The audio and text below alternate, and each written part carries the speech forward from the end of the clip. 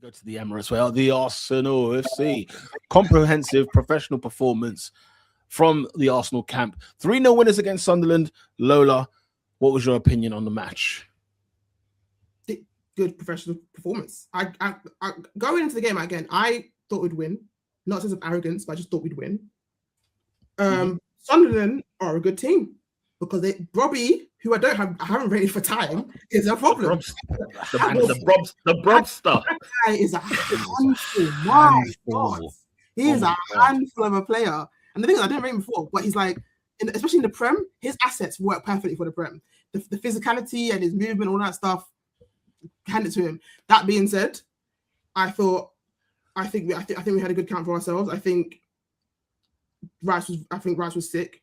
I think Zubimendi's goal was great. I think Rice's shot earlier in the game kind of gave the blueprint where it's like, okay, I can do something here, because they kept doing that. We've done it multiple times in the games beforehand. I think a lot of the goals have come from that area as well. Trossard scored from there as well. That area where Trossard kind of like baits people in and then floats off, and it's like the Rice of it all gave it away. It's like, oh no, you people aren't actually coming out to defend it. Cool, long shots. I think we had a couple of them, so that was good. I think Gyökeres was good when he came on, good for what he can do when he came on. I think his goals were taken very well. I think Martinelli, my boy, who I'm never throwing him away. You people can't make me.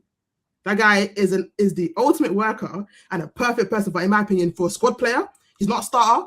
That dream of him being a starting left wing died a couple of seasons ago. But that boy as an option in the squad off the bench, that is someone I don't care what team you are. You can have everyone. You have your starters, but I think every team would do well to have a Martinelli type in their squad. He runs forever.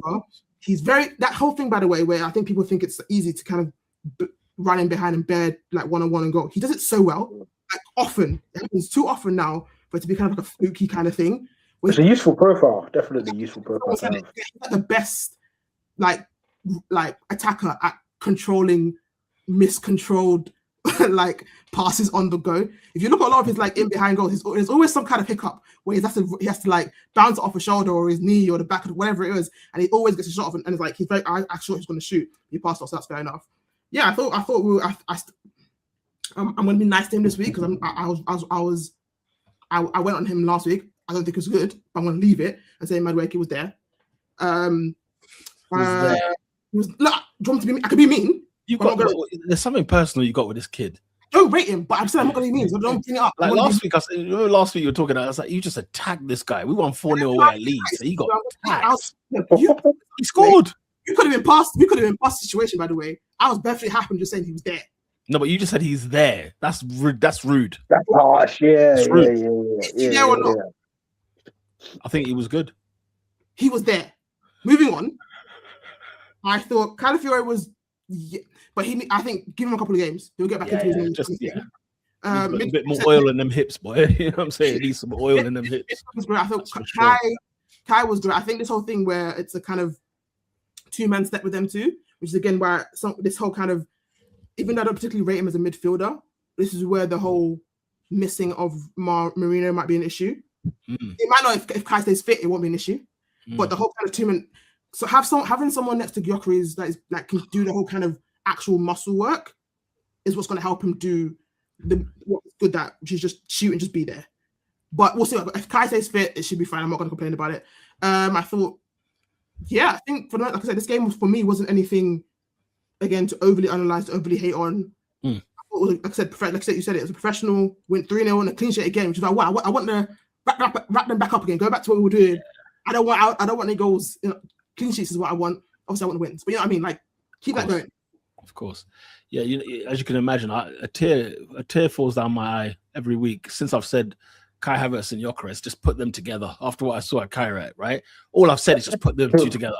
And I've shed every tear since. Yeah. At Ellen Road, Emirates. I saw it in front of me. I just said, you know what? And it's not even necessarily like assists to Gyökeres, but it's just when he's there and then Gyökeres come off the bench. One thing I liked about the Gyökeres of it all is seeing that Jesus didn't have the rub of the green, wasn't playing really well.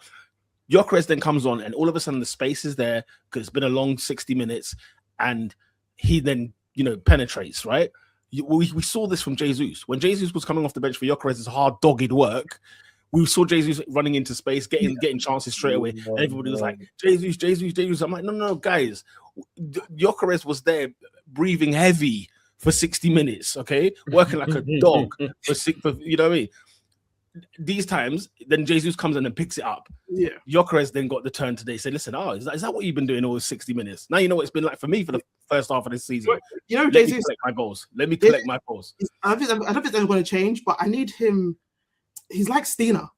Like, why are you offside? Why are you offside? There's no reason for you to be offside. Why are you offside? It's fine. But still, you know what? What was my course about his goal tally between now and the end of the season? I can't remember. We're on track.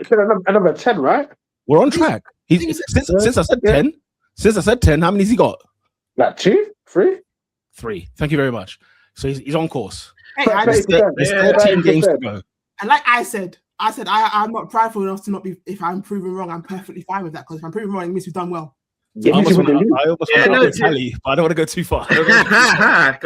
No, I'm a bit disappointed in Sunderland. I can't lie. I thought there would be a team that would give you a little bit of trouble. Same. I thought they would. I thought they put a decent show out for themselves, because they weren't like, this is a slight shot, but it's not a shot, but it is.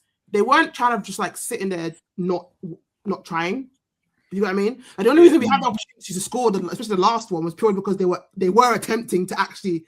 I think the whole game they were trying to score. They just because Bobby had a chance earlier, which he could have definitely scored from. Obviously, they were up there because they were trying to score, and it wasn't a situation of like they were just like rubbish. Don't get me wrong, they gave away some things, but they gave away the ball around their box because they were trying. It just didn't come off of them. And again, I think because Sunderland had set themselves so high because how they've been and everyone thought they were crap. On balance, when you deeper what Sunderland actually are, it's fine. But then, and again, they're the only, obviously they were away, but their home record, the only one who's undefeated. So overall, here's the thing, though. Here's the thing. Their away record is horrendous, right? They are 17th in the league in the away end table only, right? They've won 2 games away from home this season. They are horrible away. Where were those two? What where they lost? They won. Why was Chelsea one of them? Yeah. Oh yeah. I do remember that. I remember that. But yeah, but then this adds to my point. Then it's like this is not the one you can. Then if their record is that bad away from home, it's to be expected. Them they try, they didn't work, but they'll get some probably back at home, and it's fine. Or even out. You think they've played 12 away games, 13 away games. They lost 7.